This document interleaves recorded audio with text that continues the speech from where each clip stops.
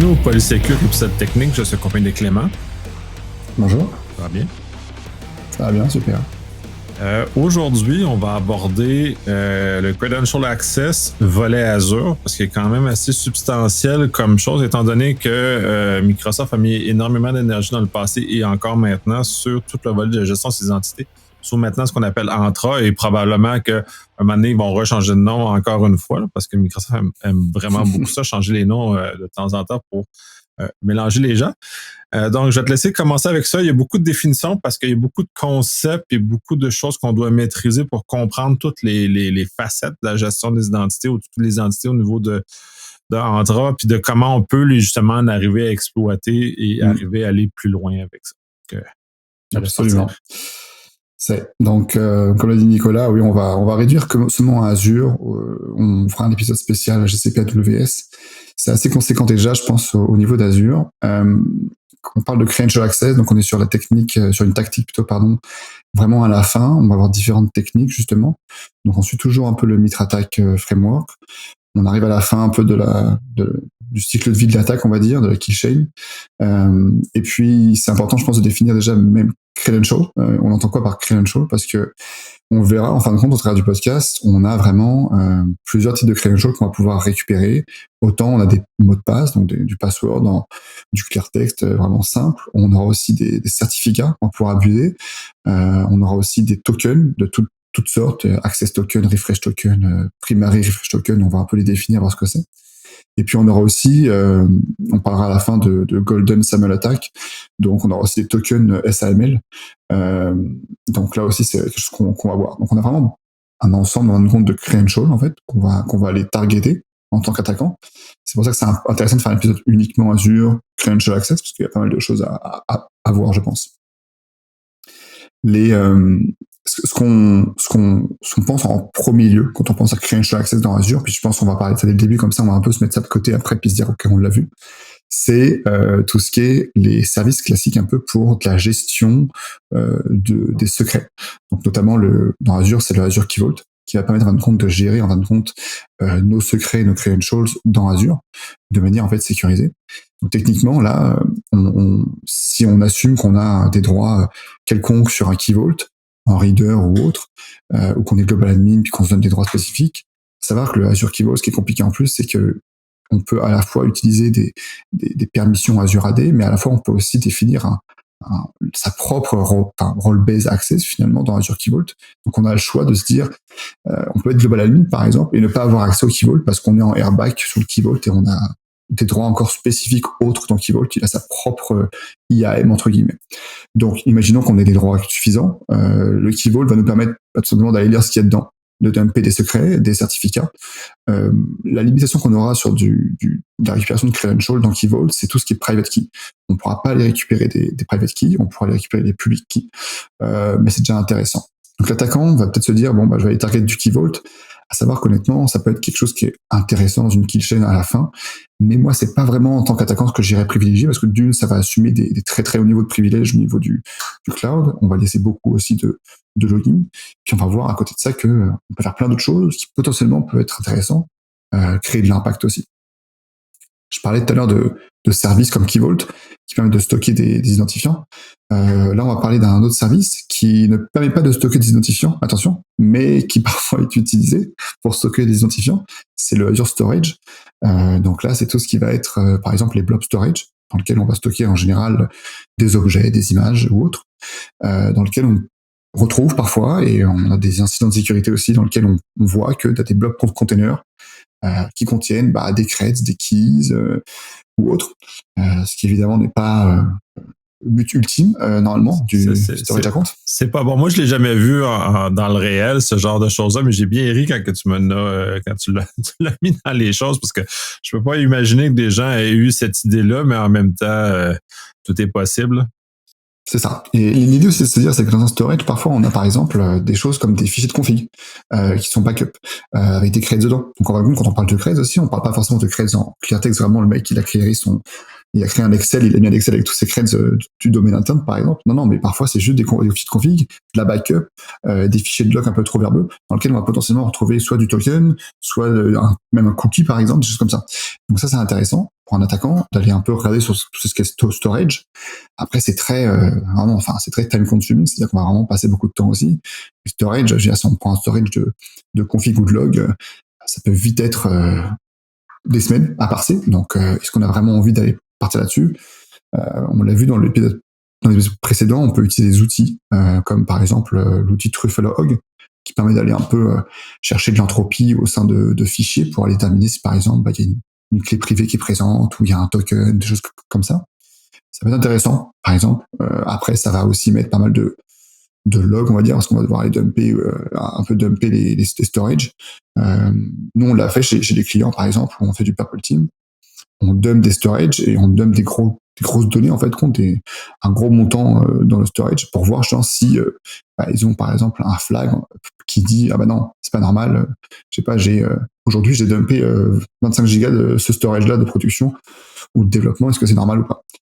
Parfois, on se rend compte qu'ils ne le voient pas, donc on se dit, bah là, peut-être que faudrait mettre des thresholds ou alors faudrait mettre de l'alerte. Le service qu'on va pouvoir utiliser, donc là c'est plus vraiment un service qui est propre pour stocker des identifiants, des credentials, mais c'est tout ce qui est lié au pipeline CI/CD. Donc notamment dans Azure, ça va être le Azure DevOps. Azure DevOps, en fin de compte, il va permettre à des développeurs de stocker en fait des secrets de 3 manières distinctes. Pour quand on crée un projet, on va pouvoir les stocker de 3 manières distinctes. Soit on les crée dans ce qu'on appelle un variable group, donc un groupe de variables, soit on les store dans un fichier sécurisé, ils appellent ça secure file. Dans ces cas-là, ça va être souvent des clés SSH, des fichiers PKCS, des fichiers d'environnement, par exemple aussi, des points env, par exemple, avec des credentials. Soit dans ce qu'on appelle une service connection. Donc dans Azure, une service connection, en fait, elle va avoir des credentials en fin de compte pour se connecter en général à un service distant. Puis en général, ça va être par exemple, je sais pas moi, on a un pipeline CI/CD, puis il y a une connexion qui doit être faite sur un GitHub, par exemple, on va utiliser une service connection pour mettre par exemple des credentials. Et tout ça, en fin de compte, c'est sécurisé. Évidemment, le but, c'est de pas pouvoir aller sur le pipeline là, de l'ouvrir et de voir les credentials. Par contre, là où ça pêche, en fin de compte, c'est quand on utilise, en fin de compte, le pipeline comme il doit être utilisé. Et en général, ce qu'on va faire, en fin de compte, c'est qu'on va déployer, en fait, un pipeline malicieux. En fait, l'idée, c'est de déployer un pipeline malicieux et au moment du déploiement, en fin de compte, du pipeline, de la lecture de notre fichier YAML et autres, d'aller lire, en fait, ces secrets durant le déploiement. Et c'est la manière qu'on va accéder. Synactive, notamment, qui est une compagnie de sécurité, a développé un tool qui s'appelle Nordstream.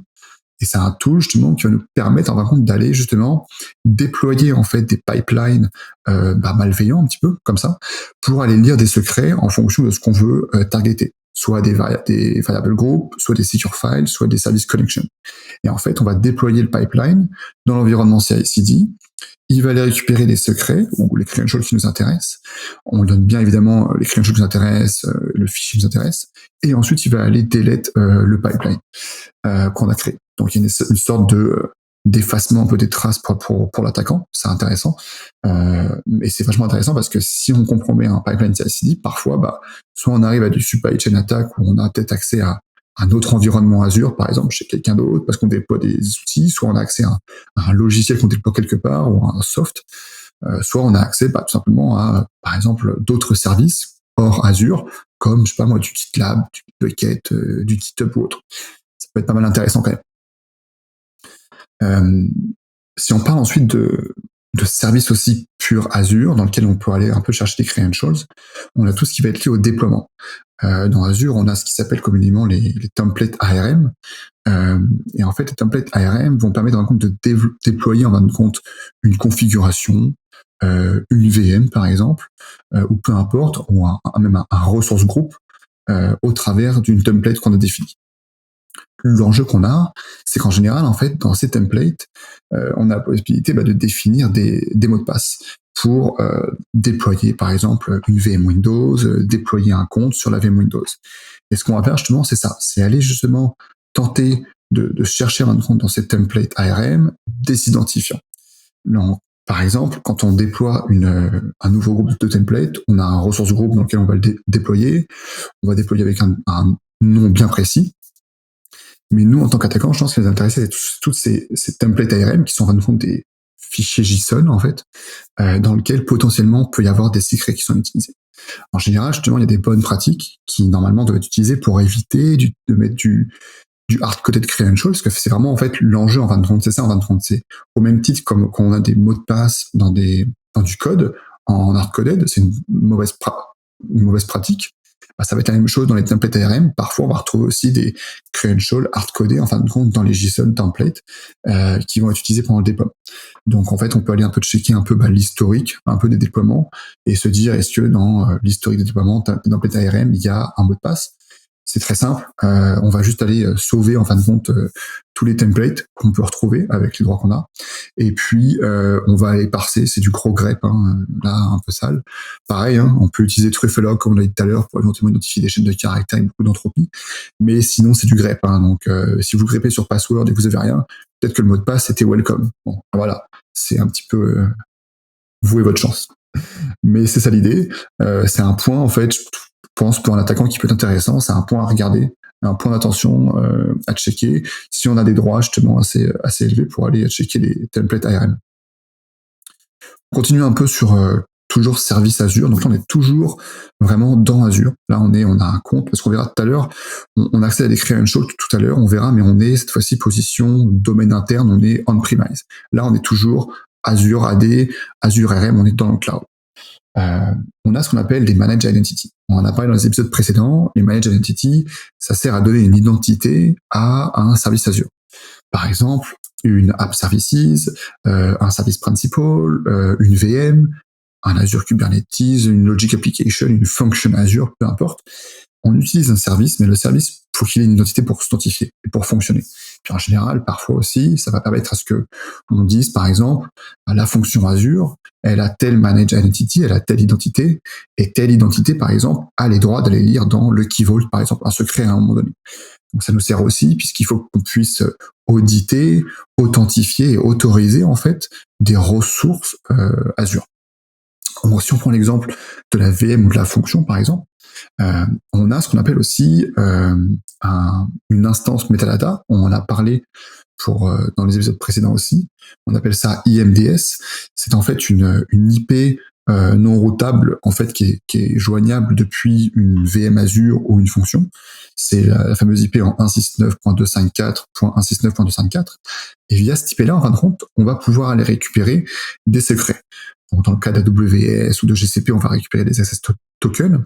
Dans le cas de Azure, si par exemple on compromet une VM ou une fonction, on va aller justement faire un curl, par exemple, sur ce endpoint, qu'on appelle ça le identity endpoint, le 169.254, et on va aller récupérer, en fin de compte, par exemple, l'access token de la managed identity. Et donc l'idée après, c'est tout simplement de réutiliser en fin de compte cet access token de la VM ou de la fonction, ou du app services pour voir à quoi il a accès lui. Donc voilà, là on va récupérer non plus maintenant des mots de passe ou des clés, mais des access tokens qui sont au même titre que les mots de passe, des credentials finalement. Donc c'est aussi intéressant pour un attaquant. On va continuer un petit peu sur quelque chose de toujours pareil, toujours dans les services pure cloud. On parlait juste à l'instant de VM au niveau des access tokens. Après, une VM, ça reste une machine avec un système d'exploitation.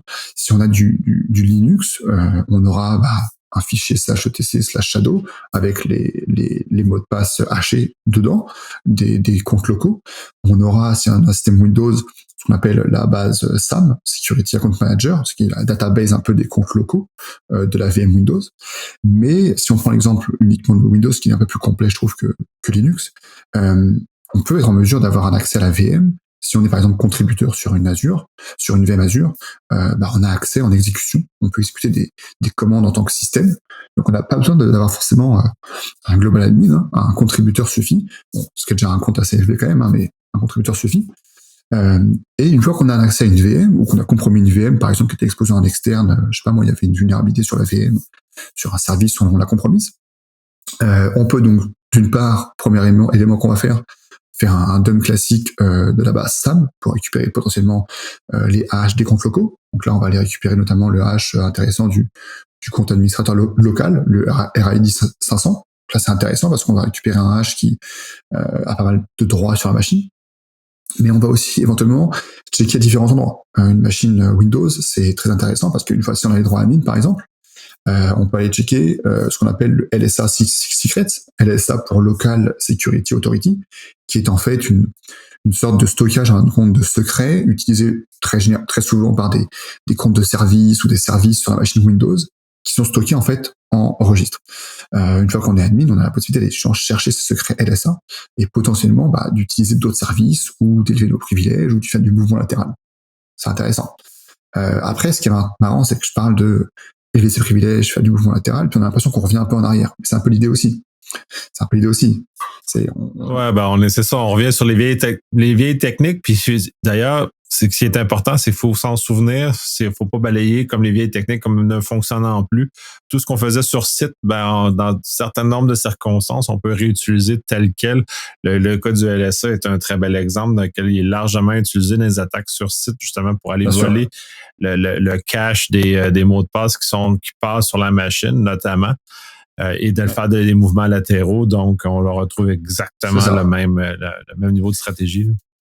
C'est ça, c'est la même logique finalement. Potentiellement, même ça peut nous donner des comptes qui sont après utilisés sur le domaine interne, s'il y a un VPN, un Citrix, ça peut être assez intéressant. Et puis, ce qui est intéressant aussi, donc on a levé la SAM, le LSA Secret. Après, on a ensuite le LSASS, donc là, le Local Security Authority Subsystem Services, qui là, en fait, est vraiment le processus LSASS avec, comme tu dis, justement, les caches des mots de passe qui vont tourner. Là, ça requiert un peu d'autres niveaux parce qu'il va falloir qu'on s'attache un peu, qu'on a accès au processus et qu'on dump le processus. Potentiellement, c'est un peu plus surveillé s'il y a par exemple un EDR ou autre. Peut-être pas forcément avoir la possibilité. On peut aussi, ce processus LSASS, le mettre en PPL, Protected Process. Donc, s'il est en Protected Process, ça va être plus compliqué aussi. On peut le protéger avec du Credential Guard. Bon, c'est pas le sujet aujourd'hui, mais l'idée, c'est de se dire, on a 3 endroits déjà où on peut checker le SAM, le LSA Secret et le LSASS sur une VM à Azure. On peut aussi, si la VM est utilisée par exemple par des users, potentiellement checker dans leur folder, vraiment dans les C-user / nom du user, checker s'il n'y a pas des cookies qui sont disponibles. Ça va être intéressant. Un cookie, c'est intéressant. Pourquoi ? Parce que quand on a un cookie, pas besoin de MFA. On a un cookie. Tout a déjà été fait pour nous. Merci. Là, ça va requérir, on le verra tout à l'heure, l'accès à la DP API. On en parlera tout à l'heure, justement. Data Protection API, Microsoft. Et on peut aller aussi ensuite, un dernier point qui est intéressant, peut-être aller checker sur la machine, sur la VM Windows, si quelqu'un n'a pas utilisé, par exemple, une command line, par exemple, comme AZ PowerShell pour le module Azure de PowerShell ou la command line AZCLI pour Azure, puisque finalement, à chaque fois qu'on utilise en fin de compte ces command lines, en fait, elles vont stocker en fait des access tokens en clear text, par exemple, dans des fichiers bien précis. Donc, pour les Azure CLI, c'est le access token.json, qui est un simple JSON, qui est stocké dans le folder du user, dans le username.azure. Quand on utilise le AZ PowerShell, module PowerShell, là, c'est un token cache.dat, donc c'est un fichier DAT. Donc, c'est intéressant parce que ces choses-là, justement, potentiellement, on a accès à une VM qui a des droits, mais quelqu'un qui a peut-être plus de droits, genre un global admin ou un développeur, je sais pas, a utilisé peut-être sur cette VM-là la command line PowerShell ou CLI. Et c'est intéressant parce qu'on peut se dire, on a peut-être encore des trucs plus intéressants. Donc c'est intéressant, une VM qu'on compromet, il y a plein de choses à aller regarder. Après, c'est sûr que c'est plus un peu des checks qu'on va dire entre guillemets local, puisque c'est sur une VM, mais la VM reste dans le cloud. Donc pour moi, c'est du credential access dans le cloud. C'est un peu l'idée. On parlait des cookies, justement. On en vient. Ça s'appelle du pass de cookie. Au même qu'on a le pass de hash. Quand on utilise un hash et qu'on le passe pour s'authentifier, là, on va utiliser un cookie pour s'authentifier. Le challenge majeur, je dirais, avec les cookies, c'est que les cookies, en règle générale, ils sont chiffrés avec ce que j'ai dit tout à l'heure, la DP API, donc ce qui est la Microsoft Data Protection API, qui en fait, initialement, ça a été créé par Microsoft pour justement éviter que les développeurs sur le système Microsoft se disent tiens, c'est super cool, moi j'ai une super idée, je vais chiffrer mes cookies et puis je vais créer ma propre API de chiffrement. Oui, on voit encore ça de nos jours, même en 2023, là, bientôt 2024. Là. Donc, comment c'est créer son propre algorithme de chiffrement ou process de chiffrement est une mauvaise idée. Donc Microsoft a fait ça en disant au moins ils utiliseront quelque chose qui techniquement sera testé, est censé être robuste. Alors c'est robuste, mais l'enjeu c'est que si on a accès en tant qu'admin à une machine ou en tant qu'un simple user, si c'est intéressant, si on a accès en tant qu'un simple user, en fait, on pourra déchiffrer en fait les cookies du user. On va utiliser pour ça, on verra après une private key, une master key, on l'expliquera un petit peu. Mais en tant que user, on a accès déjà en fait à tous nos cookies en tant que user. Donc même si on compromet une VM, qu'on a accès qu'à un seul compte user, potentiellement il y a des cookies. On utilise la DP API pour aller checker des cookies, puis on va utiliser des cookies pour se connecter. S'il y a du MFA, on va le bypasser par exemple. Ça peut être intéressant. Peut-être qu'on va avoir un autre accès, une autre visibilité, d'autres rôles, d'autres permissions sur l'environnement Azure. Si on est maintenant admin de la VM qui est sur Azure, on va accéder à tous les users. C'est pas compliqué en fin de compte, c'est que on va pouvoir aller récupérer en fait toutes les clés RSA privées des users et ce qu'on appelle la master key qui va de chaque user en fait, et la master key en fin de compte va servir à déchiffrer justement ces cookies qui sont chiffrés. Donc en fait, comment ça se passe, c'est que les clés donc DPAPI, elles sont utilisées pour chiffrer en fait la clé RSA du user. Une fois qu'on a du coup utilisé les clés DPAPI, déchiffré les clés RSA, qu'on a les clés RSA, avec la clé RSA, on déchiffre les cookies. C'est un peu en deux étapes. Maintenant, il y a plein de tools qui permettent de le faire. Mimikatz permet de le faire, DonPapi permet de le faire, Hécatombe, un autre tool, là, plus au niveau d'un domaine, permet de le faire. On a aussi des tools en C# comme Sharp DPAPI. Mais l'idée, c'est de se dire, en fin de compte, c'est intéressant. Pourquoi ? Parce que, par exemple, pour Azure, ce dont on aura besoin, c'est 3 cookies. Ils commencent tous par ESTS, et puis il y en a un qui s'appelle Auth, l'autre qui s'appelle Auth persistant, l'autre qui s'appelle Auth light. Et très clairement, on récupère ces 3 cookies-là des users, et on a un accès en fin de compte sur l'environnement Azure en tant que les users. Après, s'il y a par exemple un conditional access qui est mis en place par l'entreprise, avec un device qui doit être compliant, là peut-être qu'on passera pas. Mais il faut que ce soit mis en place. Par contre, s'il y a du MFA, on passera. Parce que le cookie a déjà été validé, le MFA a déjà été fait. Donc le pass de cookie est intéressant. Toujours pareil, un peu comme les tokens juste avant. Ça, c'est un petit peu une vision, je dirais, locale. On le fait aussi quand on est sur un réseau interne. Donc c'est un peu une vision locale, mais si on a de la VM déployée dans les environnements Azure, c'est intéressant. Il y en a beaucoup de VM déployés dans les environnements Azure, là, mais qu'on le veuille ou qu'on le veuille pas. Il y en a beaucoup qui ont fait du lift and shift, puis naturellement, ça l'amène ça. Puis malheureusement ou heureusement, dépendant de où on se trouve, il n'y a pas de refactoring qui a été fait des machines qui sont déplacées, sont lancées telles quelles avec les a priori du sur-site qui ne sont pas tout à fait exacts en info nuagique. Puis c'est ça, tu te dis que suffit que tu sois contributeur sur une subscription. Par exemple, c'est assez gros comme droit, mais je veux dire, on en voit plein d'environnements Azure où il y a des users qui sont contributeurs, soit sur une subscription, une ressource groupe, peu importe. Et tu te dis, si tu as 50 VM, en fait, tu as 50 accès en fait en système, donc au-dessus d'admin encore sur les VM. C'est énorme. C'est la potentialité d'aller récupérer en fin de compte des credentials, là on l'a cité, les SSS tokens via les CLI, les cookies, le SAM, le LSA, le LSSS. Je veux dire, t'as plein de possibilités. Tu vas forcément à un moment donné réussir à récupérer un credential. Après, c'est aussi toujours une idée de te dire, c'est toi et ton scénario, c'est toi et parce que là on parle dans un cadre éthique toujours. C'est toi et dans quel cadre t'es. Est-ce que c'est un red team, il faut voir que tu peux plus discret. Est-ce que c'est un test de cloud où t'as pas forcément peut-être besoin d'être très discret, il faut juste aller faire des checks de vérification. Donc vraiment c'est ça un peu l'idée, c'est de se dire qu'est-ce que tu auras en face. Aussi, est-ce que peut-être que tu auras un EDR, peut-être que tu auras du credential guard pour le LSASS, donc ça va être plus compliqué, il va falloir mettre plus de choses en place. Voilà, c'est un peu l'idée. Mais ce qui est intéressant, c'est de se dire, parce que souvent, on entend souvent dire, oui, allez, on va dump le LSASS, le process. Oui et non, finalement. Parce que d'une, ça va être très très flagué. De deux, peut-être que ça va pas être possible s'il est en protected process ou qu'il y a du credential guard ou alors qu'il y a un EDR. Et puis de trois, est-ce que réellement tu as besoin de clear text du user? Peut-être que juste le hash te suffira. Peut-être que le user, il a un cookie qui est plus intéressant, par exemple, qui est global admin et il est connecté, tu sais. Donc peut-être que ça sert à rien d'aller te sortir un peu l'artillerie lourde, en fait. C'est ça l'idée. Toujours niveau cloud, on va essayer on va bouger un petit peu après niveau on-premise pour faire du on-premise vers cloud, mais toujours dans l'idée d'aller récupérer des credentials. Niveau cloud, en fin de compte, on a ce qu'on appelle les automation accounts. Les automation accounts, ça permet, en fin de compte, comme le nom l'indique, d'aller créer de l'automatisation, en fin de compte, sur différentes procédures ou configurations. L'idée dans ces automation accounts-là, c'est qu'en fin de compte, la majorité du temps, ils utilisent ce qu'on a vu tout à l'heure, une managed entity, pour s'authentifier.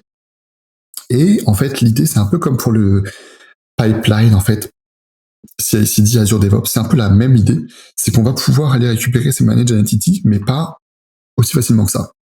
L'idée, quand on a des automation accounts, le service, c'est de créer des runbooks. Les runbooks, c'est, si on doit comparer, ce serait pareil qu'un fichier. Enfin, c'est pas un fichier YAML, mais ce serait la même idée que le fichier YAML dans Azure DevOps. C'est qu'on va créer en fin de compte un runbook. Donc, un runbook, si on en pur français, ça devrait être, je sais pas moi, un bouquin de lancement, un petit peu. C'est un peu l'idée, finalement. Désolé pour la traduction, je suis pas sûr qu'Azure, Microsoft valide. Je suis même pas sûr que ce mot existe en français où il y a quelqu'un qui a pris le temps de le traduire. Là. Même au Québec, on est très, très à cheval là-dessus. Je suis pas convaincu que runbook, ou moi je préfère plus un playbook là, Playbook, ouais. que ce genre. Donc un livre de jeu. Un livre de jeu, c'est l'idée en fin de compte. qui est tout à fait charmant, mais qui est une série de commandes. Pour ceux qui sont plus habitués sur site comme Ansible est un bel exemple de cette nature-là. Exactement. Et en fait, l'idée de ces runbooks-là, en fin de compte, c'est que c'est à ce moment-là où on va en fin de compte créer notre runbook et le déployer, en fait, via notre automation account, qu'on va pouvoir aller request le token, en fait, qui est un token JWT, de la managed entity qui est utilisé par l'automation account. Et c'est ça qui est intéressant, c'est que c'est un peu la même logique que l'Azure DevOps. Donc forcément, c'est des actions qui vont aussi quand même laisser de l'événement un petit peu, laisser beaucoup de traces, mais c'est intéressant parce qu'on arrive sur parfois des comptes qui ont un peu moins de privilèges. Par exemple, ça peut être des comptes qui sont juste développeurs, par exemple, qui sont pas forcément global admin ou autres, qui n'ont pas tous les droits, mais qui ont accès à un service précis automation account. Bah déjà là, on peut aller tenter d'aller extraire justement du token d'une managed entity et potentiellement voir à quoi a accès cette managed entity derrière. Ça, c'est vraiment intéressant, je trouve aussi. On a une autre possibilité avec les runbooks, c'est que parfois les runbooks utilisent ce qu'on appelle du runAs, et en fait ils utilisent cette fois-ci non pas une managed entity mais un service principal. Et en fait l'idée dans ces cas-là, ça va être de request en fait le certificat, le mot de passe en fin de compte du service principal. C'est la même logique, même idée, mais cette fois-ci c'est un peu différent. Ça utilise un service principal à la place d'une managed entity, mais ça revient au même, très clair. Si on reste dans le cloud encore, on a encore un ou deux trucs. On parle des services principaux juste avant. Justement, les services principaux, quand on est un attaquant dans un environnement Azure AD, c'est assez intéressant parce que si on a les droits nécessaires, en fin de compte, on va pouvoir aller potentiellement récupérer les clear text, les secrets, en fin de compte, des services principaux. Au même titre, si une fonction elle n'utilise pas de managed entity mais un service principal, ou si un runbook n'utilise pas de managed entity mais un service principal, on peut récupérer en fin de compte ces credentials et ces secrets. C'est intéressant parce qu'on l'a vu, les services principaux, parfois ils ont des permissions assez larges, parfois on pourra aller au-dessus des privilèges qui sont initialement qu'on a initialement. Par exemple, on peut, je sais pas moi, on est owner d'un service principal, bon, très bien. Le service principal, peut-être que lui, il a des droits et des permissions pour, par exemple, aller chercher du Key Vault, c'est l'exemple classique, mais par exemple aussi utiliser la Graph API de Microsoft, la MS Graph API, pour peut-être, par exemple, aller lire les emails de tous les utilisateurs. Donc là, on a un peu un bridge concret, finalement, on se dit, on a une service principal, on a accès aux secrets, puis on peut aller chercher des emails dans Outlook, par exemple, ou des fichiers OneDrive, ou peu importe. Donc c'est assez intéressant.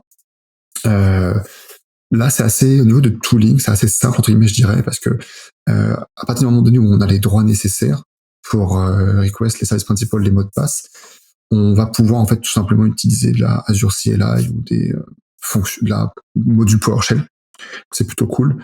C'est cool aussi parce que ça laisse un peu moins de traces, que c'est des choses qui sont aussi difficiles à monitorer et à loguer. Donc c'est quand même assez intéressant tout de même, et surtout un peu moins connu. Donc c'est pour ça que quand je dis difficile à monitorer, c'est pas que c'est difficile, c'est que c'est moins connu et moins visible. C'est moins visible que les dumper un key vault, par exemple. Enfin, personnellement, je trouve. Après, bon, je passerai plus par là, entre guillemets, pour essayer d'être discret.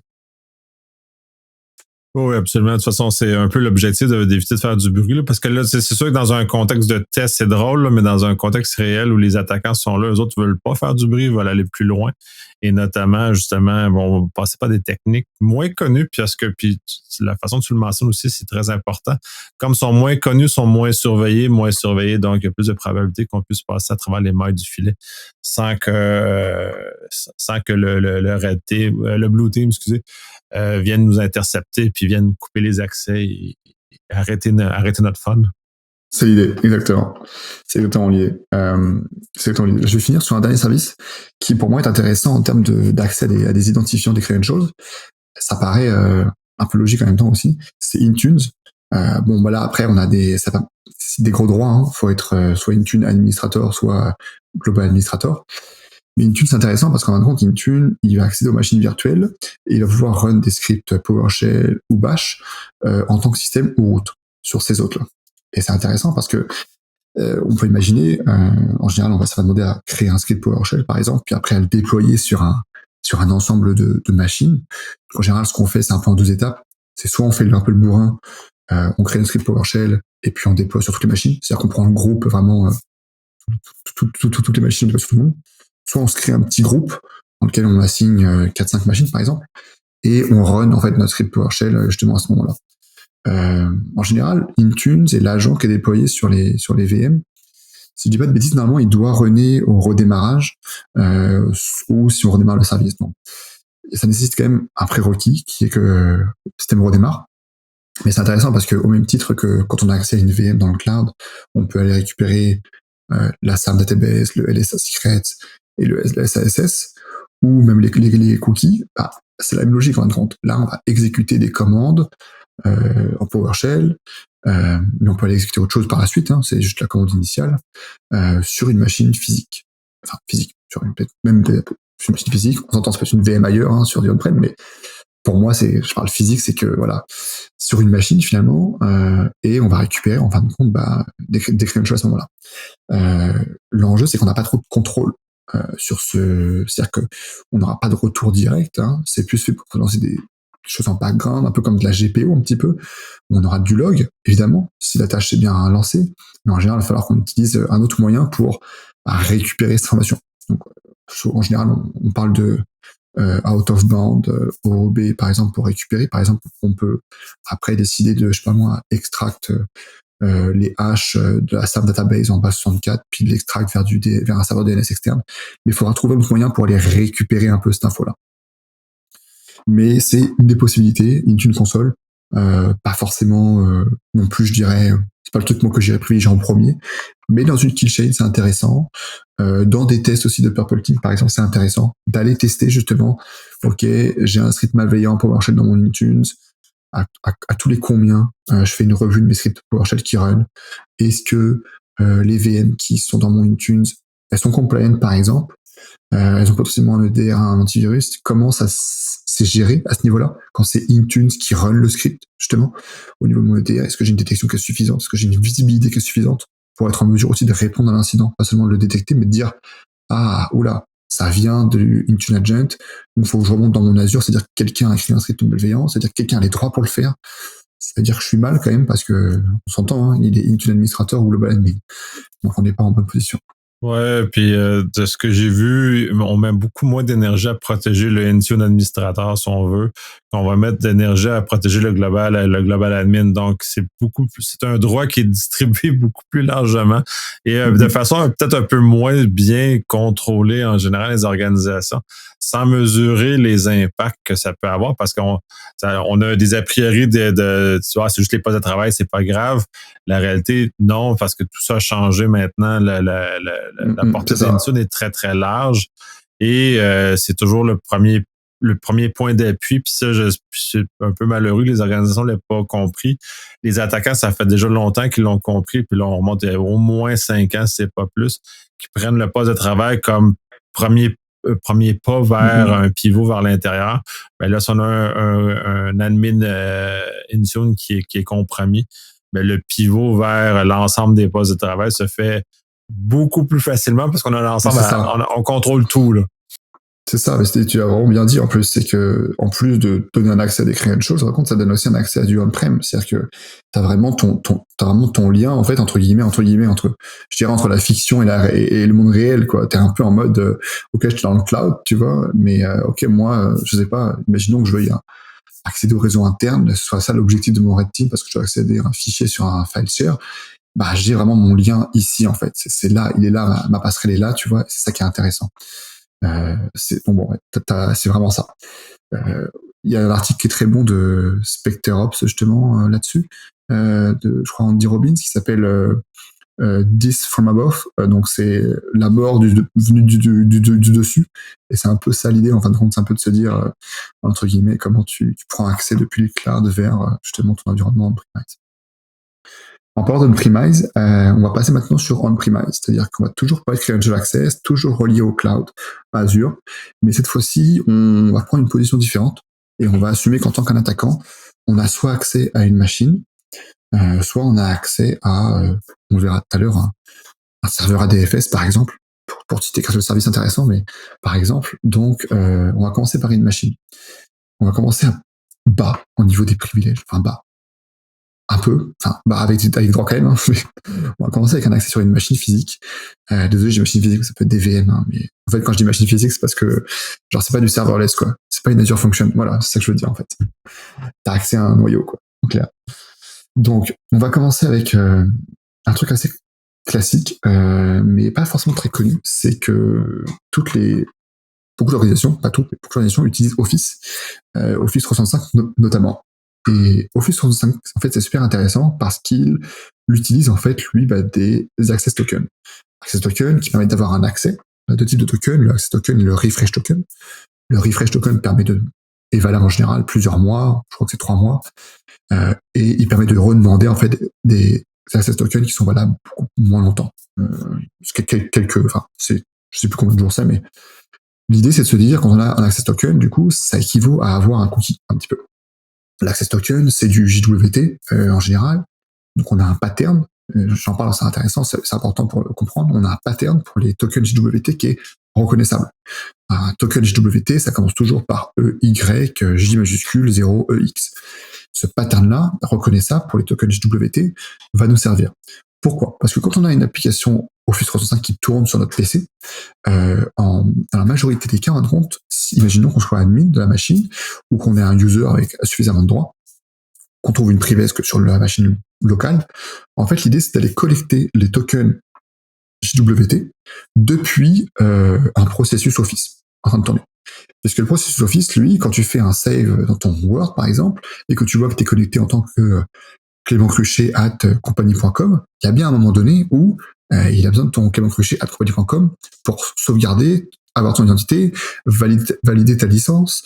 Imaginons que tu saves sur un OneDrive directement, sauvegarder sur le OneDrive directement et faire sa synchronisation. Et ça, en fin de compte, tu peux le faire en justement dumpant en fait la mémoire des processus Office pour aller checker du JWT. Du coup, l'idée, c'est d'aller extraire directement des tokens depuis les dumps mémoire, des processus qui tournent. L'enjeu avec ça, et on va le voir, en fait, c'est quoi ? C'est que, premièrement, on va parler de pattern, donc ça veut dire qu'on est encore sur faut trouver ta regex, enfin, trouve une regex, trouve le pattern. Heureusement, on a un pattern qui est très reconnaissable pour les tokens JWT. Ça, c'est plutôt cool. En mémoire, on va pouvoir checker un pattern très reconnaissable.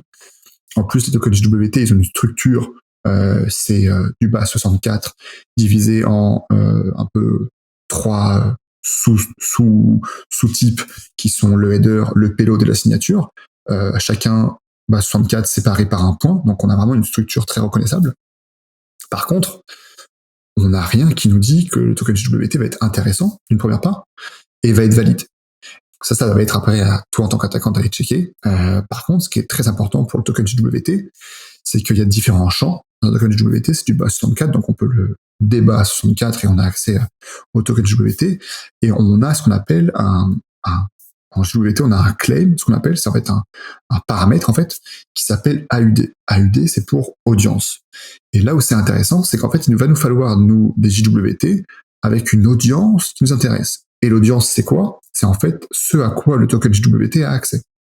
Et en général, dans audience, AUD, on va avoir AUD 2 points, on va avoir api.office.net, outlook.office365.com, ou par exemple msgraphapi.microsoft.com. Et en fait, c'est ça qu'on va aller checker. Parce que nous, en tant qu'attaquants, peut-être que si on est sur le poste d'utilisateur, on s'en fout un peu de outlook.office365.com parce qu'on a déjà accès à son Outlook.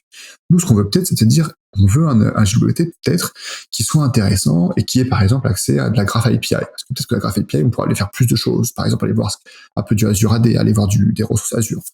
Donc en général, c'est ça qu'on va faire. On va dumper les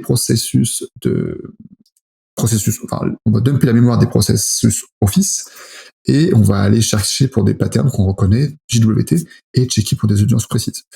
Beaucoup de travail, entre guillemets, un peu de fond, quand même à faire. On a heureusement des outils pour ça. On a 3 bien connus, un outil en Python, Token Finder. On a du PowerShell aussi, qui s'appelle Office Meme Scrapper. Donc, les noms sont assez parlants. Et puis après, on a aussi ce qu'on appelle un BOF, un Beacon Object File. C'est en fait du C, en fait, notamment surtout utilisé quand on utilise un serveur de command and control Cobalt Strike qui s'appelle Office Token. Et donc, pareil, on peut l'utiliser. Imaginons qu'on a une session Cobalt Strike sur une VM. On va pouvoir aller utiliser en fin de compte ce BOF file Office Token pour directement chercher les tokens dans la mémoire. Après, c'est pareil, hein. Ces outils vont nous sortir les tokens. À nous d'aller checker l'audience dans le token, qu'est-ce qu'elle a. Est-ce que le token est encore valable? Peut-être qu'il va pas être valable.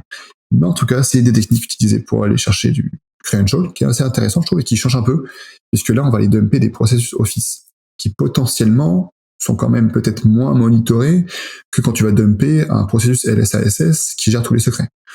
Et c'est intéressant. Pour autant, ça peut être aussi intéressant, on le voit. Donc c'est là, je trouve que c'est intéressant, le cloud et toute cette nouvelle TTP un peu lié au cloud, c'est qu'en fait, ça ramène vraiment un peu de créativité, ça ramène aussi des nouveaux moyens, entre guillemets, d'accéder à des credentials, de faire des mouvements latérales. Malheureusement, côté Blue Team, ça ajoute aussi beaucoup plus de monitoring, de compréhension déjà, c'est quoi les risques, c'est quoi les attaques. C'est pour ça aussi qu'on en parle aujourd'hui, hein, clairement. C'est de se dire, ça c'est un risque, ça c'est un risque. Comment, est-ce qu'on est en mesure de le monitorer? Est-ce qu'on est en mesure de voir ce qui se passe? Et puis, après, pour un attaquant, lui, c'est de se dire, j'ai pas mal d'options qui s'offrent à moi. Oui, davantage d'options. C'est un peu la méconnaissance des Blue Team ici qui vraiment les place en désavantage parce que de ce que je vois, c'est la courbe d'apprentissage infonuagique qui est quand même assez importante. Et moindrement que les équipes ne sont pas cloud native, c'est assez complexe. Puis il y a un certain degré de résistance aussi d'ailleurs à l'adoption des nouvelles approches. Puis je vois régulièrement des copies telles quelles d'approches ou de tactiques qui sont dans l'infonuagique. Donc, on ramène nos vieilles guenilles dans l'infonuagique, comme je mentionnais, et qu'on arrive avec les mêmes problèmes et les mêmes éléments. Donc, ça facilite un peu le travail des attaquants, malheureusement. Puis c'est des nouvelles stratégies. Puis l'autre aussi, c'est que les outils automatiques sont pas encore rendus à parité avec ce qu'on est sur site. Tu mentionnes beaucoup EDR régulièrement, mais les EDR sont justement comme sur le SAS vont être très, très forts pour détecter ce genre de choses-là, mais ils vont être beaucoup moins forts sur toutes les nouvelles stratégies qu'on est en train de développer. Puis, ils s'en développent encore régulièrement, ce que tu mentionnes là. Ils vont peut-être s'en rajouter dans 3 mois des nouvelles techniques ou nouvelles tactiques qu'on connaît pas encore parce qu'ils n'ont pas été pleinement testés ou encore n'ont pas été relevés par les équipes défensives. Absolument, absolument. Puis, on en parlait aussi quand on parlait la dernière fois d'élévation de privilèges ou de persistance. Je veux dire, tu n'auras pas d'EDR, par exemple, dans ton cloud pur Azure, quand quelqu'un va accéder à tes services principaux ou des choses comme ça. Enfin, il n'y a pas d'EDR qui va te dire quelqu'un est en train de, je sais pas moi, checker les privilèges de ton service principal ou d'accéder à ton service principal. Il n'y aura rien qui va te dire ça. Donc, c'est aussi la limite, c'est se dire le problème du cloud, en compte, c'est qu'il rajoute comme tu le dis, pas mal de complexité. Il y a beaucoup de services et je pense que ça rajoute tellement de services qu'on est un peu perdu à se dire ok, on pense qu'on se défend bien. Il y en a certains qui prennent la décision de se dire par définition Azure est sécurisé puis il me protège. On le sait, c'est pas forcément la posture à adopter, mais je trouve que ça rajoute beaucoup en tout cas moi je le vois point de vue d'un attaquant, ça rajoute beaucoup de possibilités. Et honnêtement, en tant qu'attaquant, c'est vraiment ce qu'on aime, c'est avoir des options et un peu tu sais, c'est vraiment la mallette à outils, quoi, de se dire, bon bah le marteau marche pas, j'utilise la perceuse, quoi, tu vois. Enfin, là, c'est un peu brutal, mais ce petit tournevis ne marche pas, je vais utiliser cette autre tournevis. Mais voilà, c'est vraiment l'idée. En fait, ça c'est vraiment l'idée, se dire, j'ai plein de tournevis et plein de têtes cruciformes différentes, lequel je prends. Voilà. Parce que le marteau et perceuse, j'avoue que c'est un peu brutal. Ouais, si on se trompe entre les deux, dans la vraie vie, je suis un peu perplexe, disons. Je sais pas quel travail on fait. Mais ouais. Un autre point, ça va être le dernier point, je dirais local V sur une machine. Après, on va passer sur en plus des serveurs pour les 3 derniers. Dernier point, on va parler de PRT. Donc, on a parlé tout à l'heure de Access Token, Refresh Token. Là, on va parler de PRT, qui veut dire Primary Refresh Token, et de l'attaque qui s'appelle Pass the PRT. Donc, comme pass de hash ou pass de cookie, on va utiliser du coup ce token, le Primary Refresh Token, pour le passer, l'utiliser finalement pour s'authentifier. Donc, si on devait comparer un PRT à quelque chose, on pourrait le comparer un petit peu à un TGT. TGT dans le monde Kerberos, un ticket granting ticket, se dire, c'est un token qui va nous permettre d'avoir des accès assez élargis, en fait, et d'aller requêter n'importe quel service dans Azure. Un peu comme un TGT, qui, une fois qu'on a un TGT, on peut aller requêter n'importe quel TGS pour un service, Ticket Granting Service, dans l'environnement Kerberos, par exemple. Dans l'environnement Azure SSO, le PRT en général est utilisé principalement pour faire du SSO sur des ressources Azure AD.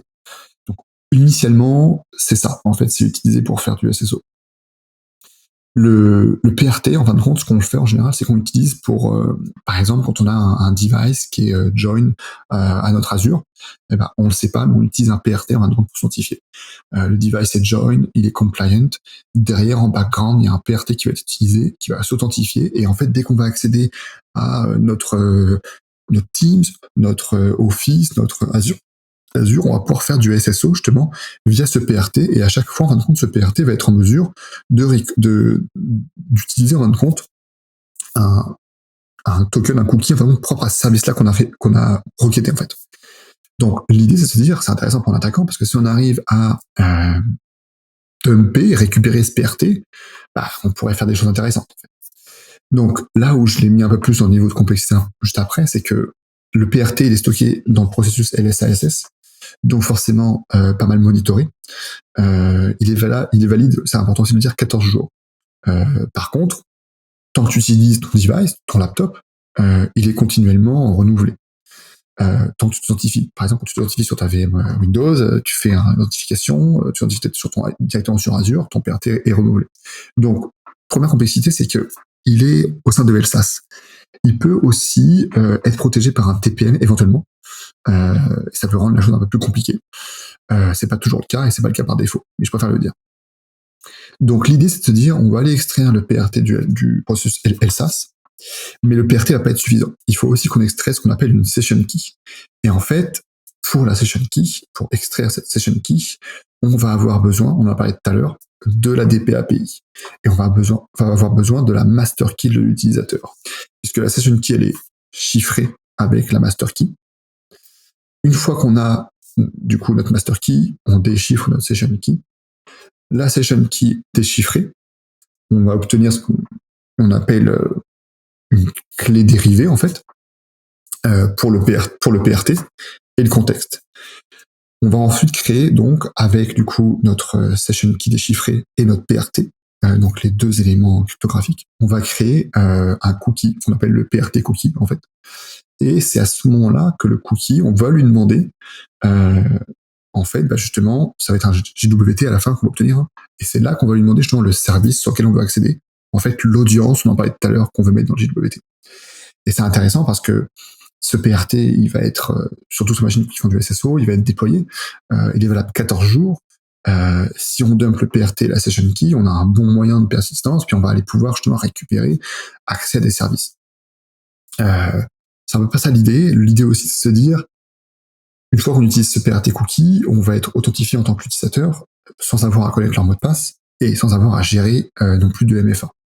C'est intéressant parce que à la même image que les cookies, le PRT, c'est cette idée-là. Après, forcément, si on doit privilégier des choses, c'est sûr que peut-être tu vas privilégier des PAPI, tu dumps les cookies, un peu moins flagués peut-être, et puis peut-être que ça va être suffisant. Ensuite, tu vas descendre sur peut-être que tu vas dumper des tokens dans les processus Office, puis parce que c'est un processus Office, c'est moins flagué. Puis après, tu vas te dire, j'utilise un PRT parce que le PRT est plus large et je suis sûr de demander. En fait, je vais pouvoir demander ce que je veux, tu vois. Là où quand tu dumps un processus Office, tu vas dumper des tokens JWT qui vont avoir une audience précise. Il va falloir après que tu checkes l'audience qui t'intéresse ou pas. Peut-être que tu n'auras pas des audiences qui vont t'intéresser. Là, en fait, tu vas pouvoir setter en fait ton audience dans ton PRT cookie directement. Par contre, ça nécessite d'extraire le PRT depuis le processus LSASS. Donc, en termes de complexité, c'est un peu plus complexe s'il y a de la protection. Mais c'est intéressant. Donc, c'est pour ça que je parlais tout à l'heure qu'on avait pas mal de termes genre PRT, etc. C'est ça, c'est l'idée. Les derniers éléments, il y en a 3. Mais l'idée des derniers éléments, c'est en fait tout simplement, c'est vraiment, on est à la fin de la chaîne Credential Access. C'est-à-dire que là, on a déjà fait des actions comme ça, on a récupéré des credentials, on a fait du mouvement latéral, on a élevé nos privilèges. Bon, on va parler de PHS, PTA et ADFS. Donc PHS, ça veut dire Password Hash Synchronization. PTA, ça veut dire Pass-Through Authentication. Et ADFS, je sais plus. C'est genre Active Directory Federation Service. Ouais, c'est ça. En clair, c'est de la fédération. Ce qu'il faut retenir, si on parle d'ADFS, c'est qu'on va parler de token SAML. Ça va être intéressant, puisque l'attaque s'appelle Golden SAML. Quand on parle de PTA, Pass-Through Authentication, on va parler de Skeleton Key. On verra à quoi ça correspond. Et quand on parle de PHS, on va parler, il n'y a pas vraiment de terme pour les attaques, mais c'est une sorte de DC sync, en fin de compte, quand on fait la même chose quand on fait un DC sync en local, un peu la même logique. On va commencer par le PHS, donc le Password Hash Synchronization. Et en fait, c'est important aussi de le dire, mais les 3 types, en fin de compte, ce sont les 3 types, en fin de compte, d'authentification qui sont possibles dans Azure entre ton environnement Active Directory on-premise et ton Azure AD. C'est important parce qu'en fonction du type, en fin de compte, de synchronisation ou d'authentification que tu as, en fait, entre tes identités, en tant qu'attaquant, tu utilises différentes techniques, forcément, mais en tant que défendeur aussi, c'est important. Si tu as du PHS, Password Hash Synchronization, commence pas à aller faire de la réponse à un incident sur du Golden SAML et checker les tokens SAML qui sont émis, parce qu'il n'y aura pas de fédération. C'est important aussi de connaître ça. Donc, quand on fait du PHS, Password Hash Synchronization, en fait, on va configurer des comptes. L'attaque va être basée sur une exploitation de comptes qui sont configurés. On a 2 comptes qui sont configurés. On a un compte qui s'appelle MSOL_ avec un installation ID. Ce compte-là, MSOL_, c'est un compte qui est créé on-prem, en fait, dans Active Directory on-prem. Ce compte-là, il est aussi créé dans le Azure AD, il y a une synchronisation qui est faite, et en fait, il a ce qu'on appelle un rôle dans Azure AD qui s'appelle Directory Synchronization Account. Donc, ce rôle-là permet de faire de la synchronisation, en fait, au même titre qu'un DC Sync. On a ensuite un autre compte qui est créé dans Azure AD qui s'appelle Sync_, et ce compte Sync_, avec le nom du serveur AD Connect et le nom de l'installation ID, c'est le compte dans Azure AD, l'équivalent du MSOL sur l'on-premise. Donc en fait, on a 2 comptes, MSOL sur l'on-premise et le compte Sync_ sur le Azure AD. Ces 2 comptes, en fin de compte, ils ont justement des droits différents. Donc j'ai dit, il y en a un qui a le rôle Directory Synchronization Account, et il y en a un qui a en fait les droits sur le on-premise qui s'appellent, les permissions, c'est Replicating Directory Change et Replicating Directory Change All. C'est des permissions, en fin de compte, qui permettent, en fin de compte, de synchroniser et de répliquer un annuaire Active Directory. De faire communément ce qu'on appelle l'attaque DC Sync, c'est comme ça qu'on l'a fait. C'est via ces 2 droits-là, en fait.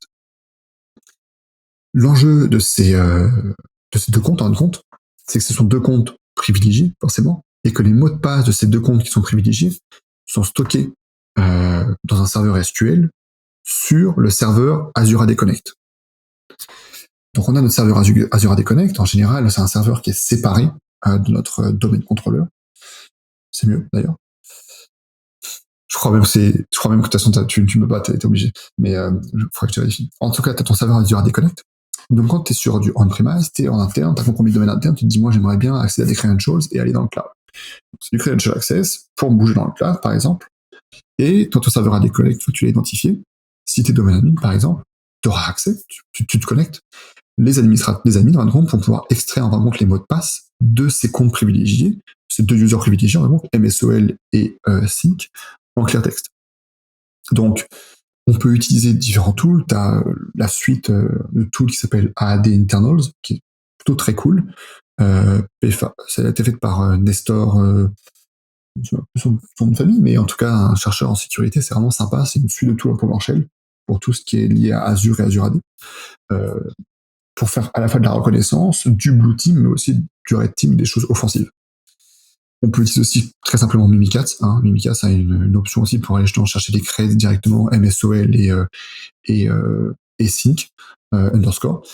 Et en fait, l'idée, c'est de se dire, une fois qu'on a ces comptes-là, tout simplement, on va faire un DC Sync, par exemple. On pourra faire un DC Sync.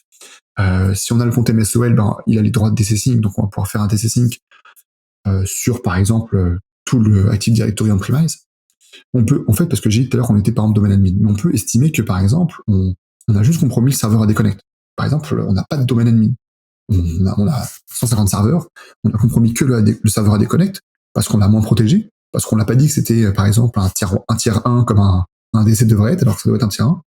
Donc on se dit que le AD Connect est moins bien sécurisé, et on arrive à l'exploiter. Une fois qu'on l'a exploité, on compte, c'est comme si on était domaine admin. Pareil. C'est la même chose. On va faire la même technique d'attaque. On va faire un DC Sync. Une fois qu'on fait un DC Sync sur ce serveur AD Connect là, on a accès à tous les hashes de l'environnement Active Directory on-premise. LM, s'il y en a encore, et NTLM. Donc on peut faire du pass de hash, on peut craquer les hashes, et ainsi de suite. Donc ce compte MSOL là est super intéressant. Maintenant, si on veut compromettre l'Azure AD, parce que ce qui nous intéresse peut-être, c'est aller aussi bouger sur le cloud, on va utiliser du coup le compte, là cette fois-ci, sync underscore. Ce compte-là, en fin de compte, une fois qu'on l'a compromis, donc on est sur le serveur AD Connect, on dump le MSOL, on dump le sync qui sont en clair texte, on est admin. En fait, c'est différent comme approche. C'est que ce compte sync-là, on peut reset en fait le mot de passe de n'importe quel user, incluant les global admin. Ça veut dire que, mais après c'est reseté, donc c'est quand même violent. Mais si tu veux faire un one shot, bon, tu t'en fiches. Donc par exemple, tu as ton serveur AD Connect, tu as tes deux comptes, MSO, t'es admin dessus, tu as accès à aucune autre machine sur le domaine interne. Tu as juste spawn le AD Connect. Tu dumps ton compte MSOL, tu fais un DC Sync sur tout le domaine, tous les comptes. Donc domaine interne, down. Tu récupères ton autre compte DC Sync et tu resets ton mot de passe d'un global admin. Bingo. Après, s'il y a un MFA, c'est autre chose. Mais bon, en général, quand tu es en interne, en général, le MFA, c'est moins implémenté. Ouais, c'est généralement les passes droits qu'il y a, puis c'est justement dans les stratégies, faire très attention parce que pour les utilisateurs, là, le passe droit on ne demande pas le MFA qu'on est sur site parce qu'on présume que les gens sont réellement là. OK. Les admins ne devraient jamais avoir le passe droit. Et puis franchement, le fait qu'on assume ça est très intéressant pour l'attaquant, honnêtement. Moi, je check à chaque fois, et puis je check des comptes à privilège, et je mets en fait en findings en fait dans mes rapports à chaque fois en mode genre global admin sans MFA, même en interne, non, tu vois. Intune admin sans MFA, même en interne, non, tu vois. Et en fin de compte, tu te rends compte que t'en trouves quoi, pas mal. Donc c'est l'idée. Donc les outils pour ça qu'on peut utiliser, on l'a dit tout à l'heure, la suite AD Internals. On a aussi l'outil de Adam Chester qui s'appelle AD Connect Dump. Donc aussi, c'est un très bon outil pour aller dumper justement les informations du AD Connect, comme le compte MSOL et le compte sync. Donc ça, c'est pour dans le cas où on a du password hash synchronization. C'est la route que va prendre un attaquant, c'est la technique qu'on va utiliser. Maintenant, quand on a du PTA, donc du Pass-Through Authentication, toujours pareil, ça va requérir un admin access sur le serveur AD Connect. Dans ce cas-là, quand on a du PTA, on va avoir en fait ce qu'on appelle un agent PTA, un PTA agent en compte, qui va runner en fin de compte sur ce serveur AD Connect. Et là, on va avoir deux options, plus une troisième, qui est autre mais qui est intéressante. Là, on est sur on-premise, notre serveur AD Connect. L'option numéro 1, on va backdoor, en fin de compte, notre PTA, notre agent PTA, en fin de compte. D'où le nom, en fin de compte, ce qu'on va faire, en fin de compte, c'est qu'on va backdoor notre agent PTA avec un tool. Il y a un tool qui peut le faire, mais on peut aussi écrire le nôtre, propre le nôtre, hein, mais qui s'appelle PTA Spy. Parce qu'en fait, ce que ça fait, clairement, juste pour, c'est que ça injecte une DLL dans un processus qui est hyper long, qui s'appelle Azure AD Connect Authentication Agent Service.exe. Bon, ok, on a compris. Donc ça injecte une DLL, l'outil PTA Spy, ça patch une fonction, en fait ça la hook, hein, qui s'appelle logon user W. Et ensuite, ce que ça va faire, c'est que il y a deux fonctions, il y a deux possibilités. C'est les options un petit peu. Mais c'est pour ça que je disais on peut créer notre propre DLL, parce que en utilisant la DLL de PTA Spy, potentiellement ça va être flagué. Maintenant, c'est pour ça que c'est intéressant. Tout à l'heure, on parlait du processus LSAS à monitorer. Ce processus aussi-là est critique. Hein, le Azure AD Connect Authentication Agent Service est très long, mais est très complexe aussi. Donc, une fois qu'on a injecté une DLL avec PTA Spy ou notre top DLL, qu'on a patché la fonction logon user W, qu'on l'a hooké, il y a deux options qui s'offrent à nous. Soit vraiment on fait une sorte de pure backdoor, c'est-à-dire que tous les mots de passe qui vont être utilisés, on va valider l'authentification, c'est-à-dire qu'on va avoir une copie. Donc là, en fait, ce qui se passe, c'est que à chaque fois qu'un utilisateur il utilise un mot de passe, ou qu'il y a un nouveau mot de passe qui s'était par un nouveau compte utilisateur, on va récupérer la copie en clair texte. Bon, c'est plus ou moins flagué aussi parce que ça va storer des plain text passwords quelque part sur le système, mais c'est quand même super intéressant. Évidemment, vu qu'on hook une fonction, l'idée c'est qu'on hook la fonction, on récupère le mot de passe de l'utilisateur en clair texte, on le store sur la machine ou en mémoire pendant un accès à mémoire. Mais évidemment après on forward, enfin on fait continuer le processus d'authentification vers la fonction légitime logon user. On ne veut pas justement casser ça, un peu comme quand on fait du DLL proxying. On ne veut pas hooker, injecter une DLL, hooker une fonction, puis qu'après il se passe rien, parce que sinon ils vont vite s'apercevoir qu'il y a un problème. Plus personne n'a authentifié, les mots de passe qu'on échange, enfin voilà. Donc ouais, je profite, je vais faire juste une petite pause. Je vais arrêter entre les deux parce que on n'a pas vraiment dit la différence entre PHS, PTA et l'ADFS au sens où dans la chaîne d'authentification, il y a d'où l'importance de ce que tu expliques parce que moi je le connais, mais je suis pas convaincu que tout le monde connaît ce lien parce que PHS, c'est qu'il y a une synchro du hash dans le cloud et sur site. PTA, il n'y a pas de hash dans le cloud, il est que sur site. Donc, quand on s'authentifie dans le cloud, on doit nécessairement aller frapper les contrôleurs de domaine. Donc, si les contrôleurs de domaine ne sont pas disponibles, le cloud devient disponible à ce moment-là. Donc, c'est pour ça que le chemin n'est pas le même. Et ADFS, on ne s'authentifie pas dans le cloud, on s'authentifie sur l'ADFS. Et la façon de le reconnaître, si pour le dans votre organisation, souvent on voit une page très spécifique et très différente de celle de Microsoft qui apparaît quand on est en ADFS, mais quand on est dans les deux autres, c'est la page classique du portail qu'on voit dans le portail notamment. Et c'est juste le chemin par lequel le véhicule se fait. Mais je te laisse continuer avec PTA parce que je pense qu'on l'a pas tout à fait bien expliqué pour d'où l'importance que quand tu injectes dans ce que tu fais, c'est parce que tu es dans le chemin entre le cloud et la vérification du mot de passe qui est sur site dans ce cas-ci, qui est dans l'AD. Ouais, c'est ça, mais c'est bien de le dire parce que c'est vrai que je suis parti sur PHS, PTA, j'ai défini juste les acronymes, mais en fait, il faut définir plus que l'acronyme, je pense. Et puis en effet, en plus, c'est un peu mélangeant, honnêtement. Autant le ADFS, c'est très simple, visuellement, il est à part des deux autres. Autant PTA et PHS, c'est vraiment confusant. Et vraiment, tu te dis, t'as tendance à te dire, ok, c'est la même chose. Non, c'est quand même différent. Et pour l'attaque, je pense c'est différent. Donc l'option 1, c'était de récupérer les creds en local à chaque fois qu'ils sont passés à l'agent.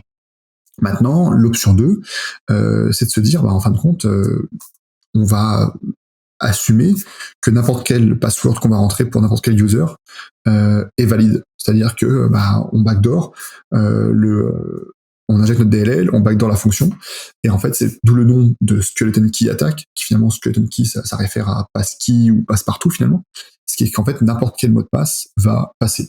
fait. C'est comme une clé qu'on passera n'importe où.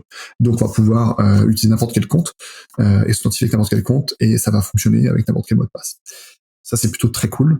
C'est tout le nom d'attaque qui en fait pour le PTA. Après, ça, c'est quand on est du on-prem vers du cloud. Mais il y a un truc qui est aussi assez intéressant. Quand on est sur le cloud pur, on a compromis tout le Azure. Il y a aussi une autre technique pour compromettre le PTA qui peut être assez intéressant. En fait, imaginons qu'on soit global admin sur le Azure. On peut enregistrer un agent PTA, un nouveau agent PTA malicieux. Par exemple, sur mon desktop à moi, je déploie l'agent PTA et je vais pouvoir déployer en fin de compte sur une machine que je contrôle, que l'attaquant contrôle, un nouvel agent. Et en fait, tout simplement après, une fois qu'on a déployé notre agent, on va tout simplement répéter ce qu'on a vu juste avant. On va aller backdoor notre propre agent en fin de compte. Et voilà. Et en fait, l'idée c'est ça, c'est que on va avoir les mots de passe en clear text où on va avoir en fait tout simplement la possibilité d'entrer n'importe quel mot de passe. L'idée derrière, c'est de se dire pour les blue teams, c'est important. Si jamais il y a des logs qui apparaissent comme quoi un nouveau agent PTA a été déployé, d'être en mesure de se dire est-ce que c'est légitime ou pas. Après, ça nécessite des très hauts droits. Honnêtement, cette attaque, je l'ai jamais mise en place. Autant le backdoor, j'ai déjà fait, autant celle-là, je l'ai jamais mise en place. Parce que les clients sont toujours un peu trop frileux, ce que je peux comprendre aussi.